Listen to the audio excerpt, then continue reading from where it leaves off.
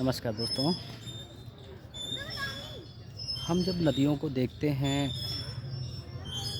नदी के पानी को स्पर्श करते हैं या उनकी धारा को जो प्रवाहित होते देखते हैं,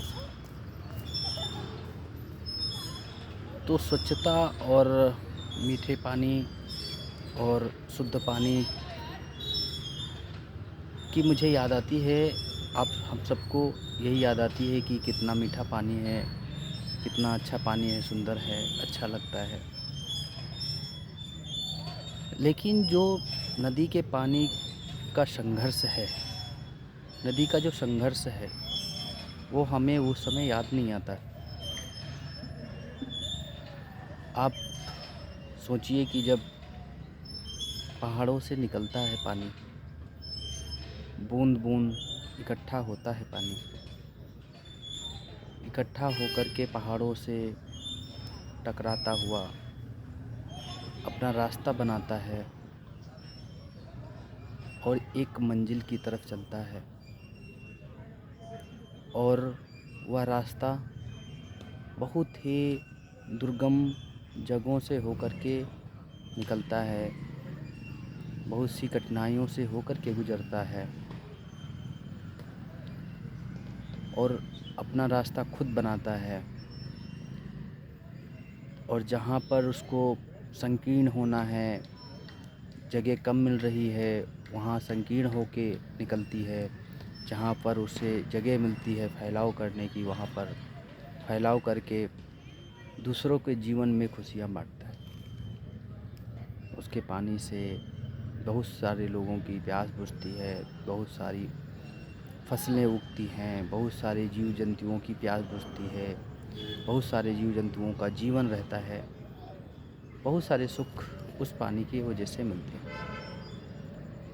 उसके संघर्ष हमें पता नहीं रहते, हमें याद नहीं रहते कि यह संघर्ष, ये जो पानी मिला है, यह इसके संघर्ष से होकर गुजरा है। जब वो समुद्र में पानी पहुंचता है तो वो विलय हो जाता है। यह संघर्ष जो नदी का है, ये हमारे जीवन से बहुत ही रिलेटेड है, हमारे जीवन में बहुत ही अच्छे संबंध रखता है। हमारे शरीर का 75% अंश पानी से चलता है। तो जब किसी के सफलता का राज आपको पता चले या आप उसके बारे में जानें, आप उसके संघर्ष की कहानी ज़रूर समझें, उसके संघर्ष की व्याख्याएं आप ज़रूर करें कि उसकी सफलता का राज क्या है। जिस तरीके से जब नदी का पानी मीठा बनता है तो उसके पीछे बहुत बड़ी संघर्ष की कहानी होती है, बहुत पीछे बहुत बड़ी इतिहास होता है। तो उसी तरीके से हर एक व्यक्ति के जीवन में जो सफलता के मोड़ पर है या जो सफल है, जिसने अपने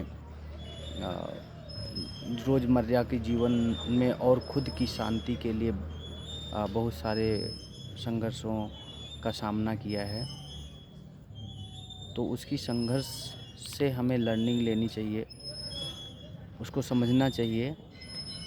और एक कविता जैसे आपने सुना भी होगा कि अगर नदी सा आदर पाना है तो पर्वत छोड़ निकलना होगा।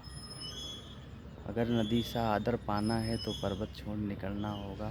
इसके आगे बहुत सारी है, तो आपको अगर आगे बढ़ना है तो कठिनाइयों से ही गुजरना होगा, तभी जा कर के ये संभव है कि आप वैसी मीठे जल की तरह आप भी एक आदर्श समाज का निर्माण करें। धन्यवाद।